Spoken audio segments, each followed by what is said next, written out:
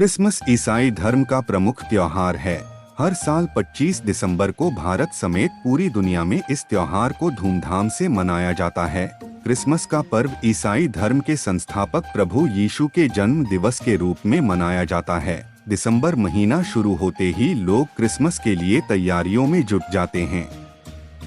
लोग अपने अपने घरों को सुंदर तरीके सजाते हैं। इस दिन ईसाई धर्म के लोग चर्च में जाकर प्रार्थना करते हैं और कैंडल जलाते हैं। घर में क्रिसमस ट्री सजाकर प्रार्थना करते हैं और केक काटते हैं। इसके अलावा तमाम तरह की डिशेस बनाकर और पार्टी करके इस त्योहार को मनाते हैं। साथ ही इस दिन छोटे छोटे बच्चों को अपने सांता क्लॉज का भी इंतजार रहता है। ऐसे में आज जानते हैं कि हर साल 25 दिसंबर को ही क्रिसमस क्यों मनाया जाता है और इसके पीछे की मान्यता क्या है। नमस्कार दोस्तों, अध्यात्म चिंतन चैनल में आप सभी का स्वागत है। साल 336 ईस्वी में रोम में सबसे पहले क्रिसमस डे मनाया गया था। क्रिसमस के दिन लोग केक काटते हैं, एक दूसरे को गिफ्ट देते हैं और पार्टी कर इस त्योहार का जश्न मनाते हैं। क्रिसमस एक ऐसा त्योहार है जिसे न सिर्फ विदेशों में धूमधाम से मनाया जाता है, बल्कि भारत में भी इस फेस्टिवल को लेकर लोगों में काफी उत्साह रहता है और इसे लोग न्यू ईयर तक मनाते हैं। यह त्योहार प्रेम और सौहार्द की मिसाल कायम करता है। आइए अब हम जानते हैं क्रिसमस क्यों मनाया जाता है। यीशु मसीह के जन्मस्थल से कुछ दूरी पर कुछ चरवाहे भेड़ चरा रहे थे। कहा जाता है कि भगवान स्वयं देवदूत का रूप धारण कर वहां आए और उन्होंने चरवाहों से कहा कि इस नगर में एक मुक्तिदाता का जन्म हुआ है। ये स्वयं भगवान ईसा हैं। देवदूत की बात पर यकीन करके चरवाहे उस बच्चे को देखने गए।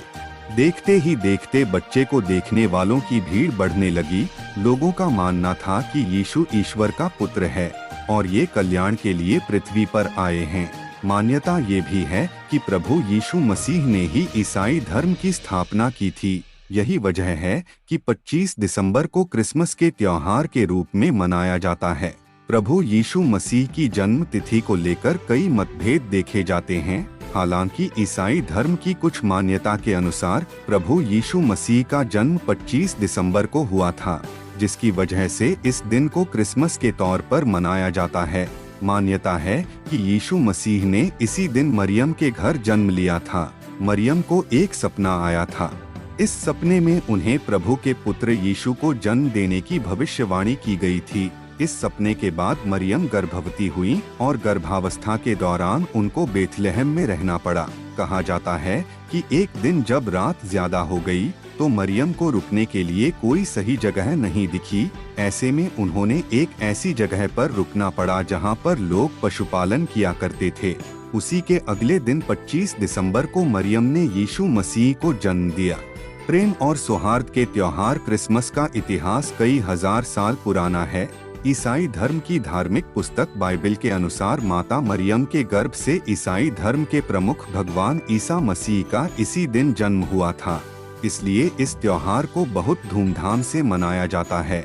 ऐसा भी माना जाता है कि ईसा मसीह के जन्म से पहले ही यह भविष्यवाणी कर दी गई थी कि धरती पर एक ईश्वर का पुत्र जन्म लेगा जो बड़ा होकर राजा बनेगा और उसके राज्य की कोई सीमा नहीं होगी।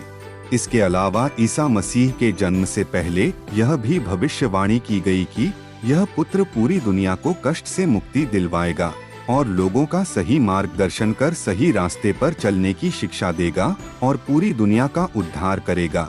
फिलहाल आगे चलकर हुआ भी यही कि उन्होंने अपना जीवन दूसरे लोगों की सेवा में समर्पित कर दिया। वहीं इसी दिन आकाश में एक तारा बहुत ज्यादा चमक रहा था और इससे लोगों को इस बात का एहसास हुआ कि रोम के शासन से बचने के लिए मसीहा ने जन्म ले लिया है। वहीं ईसा मसीह के जन्मोत्सव को ही लोग क्रिसमस डे के रूप में मनाने लगे। क्रिसमस के त्योहार के बारे में अलग अलग विद्वानों के अलग अलग मत भी हैं। वहीं ईसाई धर्म के लोगों के लिए इस त्योहार का अपना एक अलग महत्व है। आपको बता दें कि शुरू में तो ईसाई धर्म के लोग ईसा मसीह के जन्म के बारे में ही एक मत नहीं थे। कोई 14 दिसंबर कहता है तो कोई 10 जून तो कोई 2 फरवरी को उनका जन्मदिन मनाता था। वहीं तीसरी शताब्दी में जाकर 25 दिसंबर को ईसा मसीह का जन्मदिन मनाना शुरू किया गया। आपको यह भी बता दें कि कट्टरवादी ईसाइयों और शुद्धतावादी ईसाइयों ने हमेशा से ही क्रिसमस त्योहार के मनाए जाने पर अपना विरोध प्रकट किया है। वहीं साल 1645 में जब ओलिवर क्रोमवेल और उनकी शुद्धतावादी सेना ने इंग्लैंड पर कब्जा किया था, तो सबसे पहले उन्होंने क्रिसमस मनाने पर रोक लगा दी थी। लेकिन थोड़े समय बाद जब चार्ल्स II ने इंग्लैंड पर शासन किया, तो फिर से जनता की मांग पर क्रिसमस का त्योहार मनाया जाने लगा। बॉस्टन में तो साल 1659 से लेकर 1681 तक क्रिसमस का त्योहार मनाने पर कानूनी पाबंदी थी, यहाँ तक कि इसे मनाने वालों पर 5 शिलिंग का जुर्माना होता था, जो कि उस जमाने के हिसाब से बहुत ज्यादा रकम होती थी। इसके अलावा अमेरिकी क्रांति के बाद अंग्रेजी तौर तरीकों को भी बुरा माना जाने लगा था। इसके बाद 25 दिसंबर 1870 को अमेरिका में पहली बार क्रिसमस को फेडरल हॉलिडे घोषित किया गया। इस तरह क्रिसमस के त्योहार को धीरे धीरे पूरी दुनिया में मनाए जाने लगा। वहीं इस दिन कई देशों में राजकीय अवकाश भी घोषित किया गया है। हालांकि 25 दिसंबर को क्रिसमस मनाने को लेकर अलग अलग कथाएं प्रचलित हैं। क्रिसमस से 12 दिन के उत्सव क्रिसमस टाइड की भी शुरुआत होती है।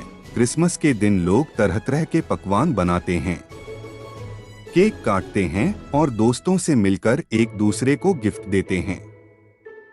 इसके साथ ही इस दिन क्रिसमस ट्री को सजाने की भी परंपरा है। अब हम जानते हैं कि कौन है सांता क्लॉज। आज क्रिसमस पर्व का मतलब सांता क्लॉज बन चुका है, जो कि लाल सफेद ड्रेस में लंबी सी सफेद दाढ़ी और लंबे बाल रखकर और अपने कंधों में बच्चों के लिए चॉकलेट और गिफ्ट्स से भरा बैग लटकाए हाथों में क्रिसमस बेल लिए आते हैं और फिर बच्चों को उपहार देते हैं और उन्हें खुशी से जीवन जीने का आशीर्वाद भी देते हैं। सांता क्लॉज का बच्चे पूरे साल इंतजार करते हैं। वहीं सांता को क्रिसमस फादर भी कहा जाता है, क्योंकि बच्चे को पूरा भरोसा होता है कि क्रिसमस के पावन पर्व पर उनके प्यारे सांता अंकल आएंगे और उन्हें चॉकलेट्स और गिफ्ट्स देंगे। वहीं ज्यादातर स्कूलों में भी इस मौके पर खास कार्यक्रमों का आयोजन किया जाता है। वहीं सांता क्लॉज के बिना क्रिसमस पर्व को अधूरा माना जाता है। सांता क्लॉज के जनक संत निकोलस को माना जाता है। आज से 1500 साल पहले जन्मे संत निकोलस, जो कि तुर्की के मीरा नामक शहर के बिशप थे, उनको असली सांता और सांता का जनक भी माना गया। दरअसल संत निकोलस को भी बच्चों से खास लगाव था और वह बच्चों को गिफ्ट्स देते थे और उस समय लोगों के मन में संत निकोलस के प्रति काफी आदर भाव और प्यार था। वहीं उसी समय से सांता क्लॉज की कल्पना की जाने लगी। हालांकि संत निकोलस और जीसस के जन्म का कोई सीधा संबंध नहीं रहा है, लेकिन फिर भी आज के समय में सांता क्लॉज क्रिसमस का अहम हिस्सा हैं। उनके बिना क्रिसमस पर्व ही अधूरा है। बस आज के लिए इतना ही दोस्तों। अगर आपको यह जानकारी पसंद आई है तो इस वीडियो को लाइक और शेयर जरूर करें और हाँ, सब्सक्राइब करना न भूलें। अंत तक बने रहने के लिए सभी दोस्तों को धन्यवाद।